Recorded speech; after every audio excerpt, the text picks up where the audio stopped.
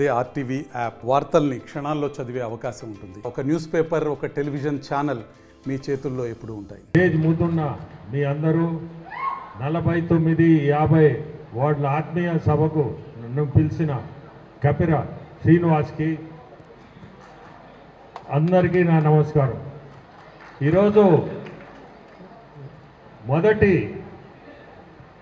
Meeting అనుకోండి నాకు తెలుగుదేశంలో. ఈరోజు మీ అందరూ హుషారు చూస్తుంటే చాలా సంతోషంగా ఉంది. నాది ఇట్లే ముందుకు పోవాలని మీ అందరికి కూడా కోరుకుంటున్నాను. మనకి త్వరలోనే ఎలక్షన్లు ముందున్నాయి. మీ అందరూ అదృష్టం, నారాయణ గారు మీకు ఎమ్మెల్యేగా పోటీ చేయడం. పోయినసారే ఆయన చేసిన అభివృద్ధి పనులకి మీరందరూ పోయినసారే రిజల్ట్ ఇచ్చి ఉండాలా. ఎందుకు పొరపాటు చేశారో నాకైతే తెలియదు. నేను ఏ పార్టీలో ఉన్నా అది చెప్పగలుగుతున్నా. ముందు ఎందుకు చెప్పగలుగుతున్నా అంటే ఈరోజు నెల్లూరు సిటీలో అభివృద్ధిగా చూస్తే ఎంతో గొప్ప పనులు చేయించున్నాడు. ఈరోజు నేను మన అజీజ్ ఇంటికి పోయి ఉన్నాం. ఆ రోడ్లు చూసి రోడ్డు ముందుకు ఆయన ఇంటి ముందు అంటే మొదటిసారి నేను పోవడం. ఈరోజు ఆ రోడ్డు ముందు వచ్చి ఈ రోడ్లన్నీ ఎప్పుడేశారు, చాలా బాగున్నాయి ఈ రోడ్లు అన్న. నా పక్కనున్న రూప్ కుమారు ఇవన్నీ నారాయణ సార్ వేయించాడు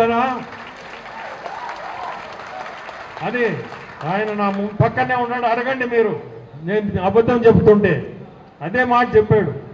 సో ఆ రోడ్లు ఇంతకుముందు నేను చూసిన హరనాథపురం రోడ్లు ఇప్పుడు చూస్తే ఎప్పుడో 4-5 ఏళ్ళ నాడే వేయించున్నారు. ఇటువంటి రోడ్లు అంటే ఎంత అభివృద్ధి చేయించున్నారో. ఎక్కడి నుంచి ఆ డబ్బు తీసుకొచ్చి నెల్లూరుకి పెట్టడం అంటే కూడా చిన్న పని కాదు. ఈరోజు ఫండ్స్ డబ్బు అనేది చాలా కష్టంగా ఉంది ఎక్కడికైనా. ఎందుకంటే అభివృద్ధికి డబ్బు తీసుకొచ్చి పెట్టాలంటే గవర్నమెంట్లో ఈరోజు చాలా కష్టంగా ఉంది. ఎక్కడ కూడా బ్యాంకు లోన్లు తేవాలన్నా కష్టంగా ఉంది. రకరకాల సమస్యలు అయినా కానీ ఆ రోజు అవి చేయించాడంటే మీరందరూ కూడా ఈరోజు నారాయణ గారిని గెలిపించి ఇప్పుడే శ్రీనివాసరెడ్డి చెప్పినట్టు 1,00,000 ఓట్ల మెజారిటీతో మీరందరూ నారాయణ గారిని గెలిపియాలా. అట్టే నన్ను కూడా ఎంపీగా మీ అందరూ ఆశీస్సులు ఉండాలా నాకు కూడా. సో ఈరోజు ఇక్కడికి వచ్చిన దానికి నాకు సంతోషంగా ఉంది. అందరికీ కోరుకునేది ఒక్కటే, మన అందరం కలిసి రేపు చంద్రబాబు నాయుడిని ముఖ్యమంత్రులు చేయాలా.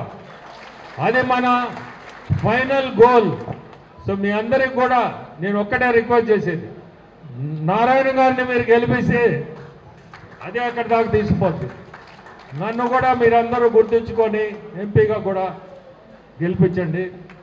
నమస్కారం అందరికీ. గురించి నేను ప్రత్యేకంగా చెప్పాల్సిన అవసరం లేదు. 49-50 ఈ 2 డివిజన్లకి సంబంధించి ఆత్మీయ సమావేశాన్ని పెట్టారు. శ్రీనివాసుని గురించి నాకంటే మీకే ఎక్కువ తెలుసు. సరే, రేవతి చూస్తే ఫైర్ బ్రాండ్ ఆమె గురించి అని కూడా నేను చెప్పాల్సిన అవసరంలా. ఆమె రోజుకి పైకి పోతుంటే నేనే తగ్గిస్తుంటామని తగ్గు అని 1 నెలల తర్వాత తగ్గదంట. ఓకే, ఏది ఏమైనప్పటికీ చాలా సంతోషంగా ఉంది. మీ అందరికీ తెలుసు, మరొక 30-35 రోజుల్లో ఎలక్షన్ జరగబోతున్నాయి. ఈ ఎలక్షన్లో వేమిరెడ్డి ప్రభాకర్ రెడ్డి గారు ఎంపీగాను, నేను ఎమ్మెల్యేగాను కంటెస్ట్ చేస్తున్నాం. నెల్లూరు సిటీకి కంటెస్ట్ చేస్తున్నాను. వేమిరెడ్డి ప్రభాకర్ రెడ్డి గారు రాజకీయాల్లోకి వచ్చింది డబ్బులు సంపాదించడానికి కాదు. నేను వచ్చింది కూడా డబ్బులు సంపాదించడానికి కాదు. మాకు డబ్బులే కావాలంటే ఆ వ్యాపారంలో చేసుకుంటే వేల కోట్లు సంపాదించుకోగలం. అయితే ఎంత సంపాదించినా మనిషికి సాటిస్ఫాక్షన్ ఉండాలంటే ప్రజలకు సేవ చేయాలి. ఆ ఉద్దేశంతో నేను వచ్చింది, వారు వచ్చింది. అయితే వారు వైఎస్ఆర్సీపీ పార్టీలో జాయిన్ అయ్యారు. కానీ అక్కడి నుంచి బయటికి రావడానికి కారణం ఒకే కారణం, గౌరవం. ఆ పార్టీలో గౌరవం లేదు. ఆయన ముఖ్యమంత్రి అయ్యేదాకా నటన చేశారు. ఆయన సీఎం అవ్వగానే కళ్ళు నెత్తికెక్కి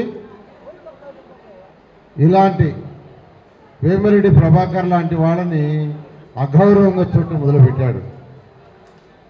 అందుకే వారు బయటకు వచ్చారు. ఒకటే చెప్పారు, నేనేం ఆశించడం లేదు, ప్రజలకు సేవ చేయాలా, ప్రజలకు సేవ చేయాలి, అందుకే వస్తున్నాను. అయితే నాకు గౌరవం ఉండాలా అని నారా చంద్రబాబు నాయుడు గారికి చెప్పడం, వారు వెంటనే మీలాంటి వ్యక్తులు అజాత శత్రువులు మా పార్టీ కావాలి, ప్రజలకు సేవ చేయాలి, మీరు రండి అని ఆహ్వానించారు. జనరల్గా ఏమన్నా పార్టీలో చేరాలంటే హైదరాబాద్ సార్ ఇంట్లో కానీ మంగళగిరి ఆఫీస్కి కానీ రమ్మంటారు, అక్కడ చేర్చుకుంటారు. కానీ వారికి ఏం చెప్పారంటే, నేను మీ నెల్లూరుకే వస్తాను, మీ నెల్లూరులోనే మీకు అక్కడ కండువ కడతానన్నారు. అలాంటి గౌరవం ఈరోజు మన పార్టీ అధినేత వారికి ఇచ్చారు. వారికి ఇచ్చారంటే వారి వ్యక్తిత్వం. నిజంగా నేను కూడా చాలా హ్యాపీ. ఎందుకు హ్యాపీ అంటే ఈ యొక్క పార్లమెంట్కి ఒక మంచి వ్యక్తి ఈరోజు కంటెస్ట్ చేస్తున్నారు. మీకు ఒక విషయం చెప్తున్నాను, డెవలప్ చేసుకోవాలా, మన నెల్లూరు డెవలప్ చేసుకోవాలన్నా, నెల్లూరు జిల్లా డెవలప్ చేసుకోవాలన్నా అటు రాష్ట్ర ప్రభుత్వం, కేంద్ర ప్రభుత్వం రెండింటి సహాయం కావాలి. రెండింటి సహాయం ఉన్నప్పుడే బాగా డెవలప్ చేసుకోగలం. కొన్ని ప్రాజెక్టులకి కేంద్ర ప్రభుత్వం కొంత షేర్ చేస్తుంది, రాష్ట్ర ప్రభుత్వం కొంత, కేంద్ర ప్రభుత్వం కొంత. రాష్ట్ర ప్రభుత్వం 60%, కేంద్ర ప్రభుత్వం 40% కొన్ని ఉంటాయి. రాష్ట్ర ప్రభుత్వం 75%, కేంద్ర ప్రభుత్వం 25% ఉంటుంది. నేను అందరినీ ఒకటే చెప్పేది, 2014 నుంచి 19 దాకా నెల్లూరులో చేసిన డెవలప్మెంట్ మీ అందరికీ తెలుసా తెలీదా? నన్ను ఎవరు అవి చేయమని అడగలా. నన్నెవ్వరు నెల్లూరులో అండర్ గ్రౌండ్ సివరేజ్ చేయమని ఎవరు అడగలా. ఎవరిని అడిగారో చెప్పండి. సంగం బ్యారేజ్ నుంచి వాటర్ లైన్ తెమ్మని ఎవరు అడగలా, నేనే చేశా. 43,000 ఇళ్ళు పేదలకు కట్టమని ఎవరు అడగలా, నేనే కట్టా. అన్నా క్యాంటీన్స్ పెట్టమని ఎవరు అడగలా. నెల్లూరు టౌన్లో ఏసీ బస్ షెల్టర్ ఎవరు అడగలా. అదేవిధంగా బారాషాహిద్ దర్గా, నేను వచ్చినప్పుడు 4 లక్షల మంది వచ్చేవాడు బారాషాహిద్ దర్గాకి. అక్కడ ఏర్పాటు చేసిన ఘాటు కానీ, అక్కడ చేసిన రోడ్లు కానీ, అక్కడ టాయిలెట్స్ కానీ, అక్కడ ఇచ్చిన సదుపాయాలతో 2019కి 20 లక్షల మంది వచ్చారు. 20 లక్షలు. నెక్లెస్ రోడ్, హైదరాబాద్ వాళ్ళకి నెక్లెస్ రోడ్ నుంచి ట్యాంక్పేట దగ్గర మనకు ఎందుకు ఉండకూడదని నెక్లెస్ రోడ్ డెవలప్ చేశా. మీకు అందరికీ తెలుసు, కోనేరు రంగనాథ స్వామి టెంపుల్ దగ్గర ఉన్న ఘాట్, చిన్న ఘాట్ ఉంటే దాన్ని 50 అడుగులతో ఘాటు పెంచితే 90% వర్క్ అయింది, మిగతా వదిలేశారు. అదేవిధంగా మన యొక్క ఇక్కడ మన మైపాడు గేట్ దగ్గర ఘాట్, ఇవన్నీ ఎవరు అడగలా, నన్ను ఎవరు అడగలా, నేనే చేశా. ఎందుకు చేశానంటే నెల్లూరులో పుట్టి పెరిగినందుకు ఒక చిన్న కుటుంబం. మా నాన్నగారు ప్రైవేట్ బస్ కండక్టర్, మా నాన్నగారు చదివింది 8వ తరగతి, మా అమ్మ ఏలుముద్ర, కానీ నన్ను చదివించారు. ఒక తాటాకుల షెడ్లో ఉన్నా. ఎంఎస్సీ చదివింది అరుణాచపురంలో తాటాకుల షెడ్లో, ట్యూషన్ స్టార్ట్ చేసింది తాటాకుల షెడ్లో. అక్కడి నుంచి ఈరోజు 28 రాష్ట్రాల్లో 6 లక్షల మంది విద్యార్థులు చదువుతున్నారు. 50,000 మంది ఎంప్లాయీస్ ఈరోజు ఎవ్రీ మంత్ టీడీఎస్, పిఎఫ్ కట్టి శాలరీస్ తీసుకుంటున్నారు. 50,000 కుటుంబాలు ఈరోజు డైరెక్ట్గా నారాయణ గ్రూప్లో ఎంప్లాయీస్ ఉన్నారు. ఇంత ఎత్తు ఎదిగాను. ఈ నెల్లూరులో పుట్టి ఈ నెల్లూరులో పెరిగి ఇంత ఎదిగాను కాబట్టి నెల్లూరుకు చేయాలనే ఉద్దేశంతో చేశా. నన్ను ఎవరు అడగల, ఒక్కరంటే ఒక్కరు కూడా అడగల. అమరావతి రాజధాని కట్టమని ఆ రోజు ముఖ్యమంత్రిగా ఉన్న నారా చంద్రబాబు నాయుడు గారు ఆ బాధ్యత నాకు ఇచ్చారు.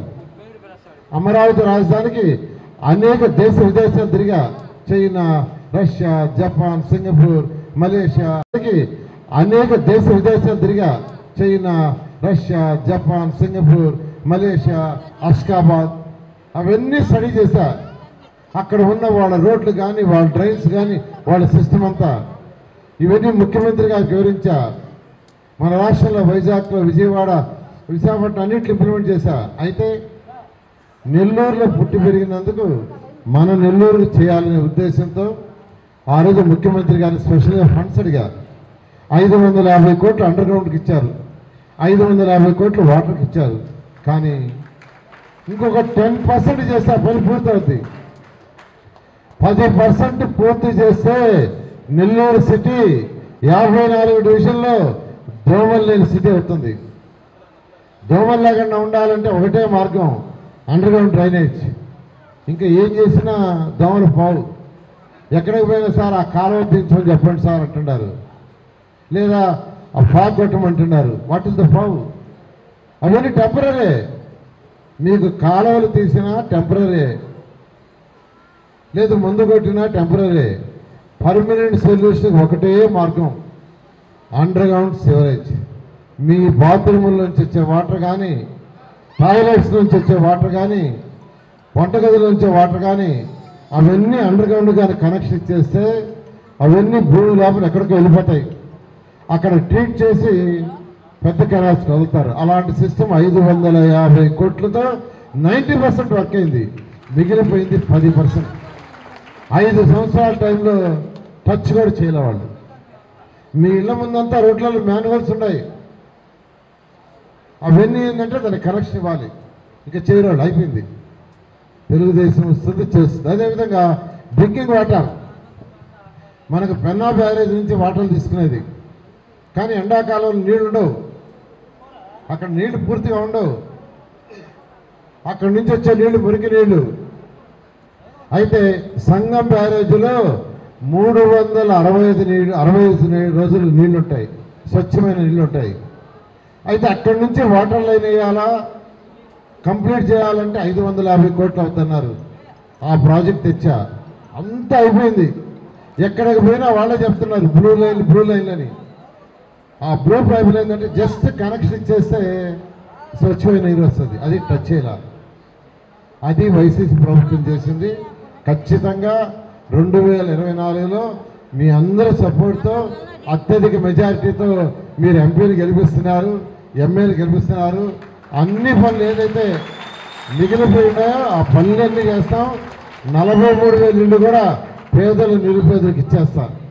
43,000 ఇళ్ళు కూడా పేదలకి, నిరుపేదలకి ఎవరికైతే చెందాలో వాళ్ళందరికీ చేస్తామని తెలియజేస్తూ మీ అందరికీ సెలవు తీసుకుంటున్నాను. Thank you very much. మరిన్ని వీడియోస్ కోసం ఛానల్ ని సబ్స్క్రైబ్ చేయండి, లేటెస్ట్ అప్డేట్స్ కోసం వాట్సాప్ ఛానల్ ని ఫాలో చేయండి, అండ్ లింక్ డిస్క్రిప్షన్ లో ఉంది.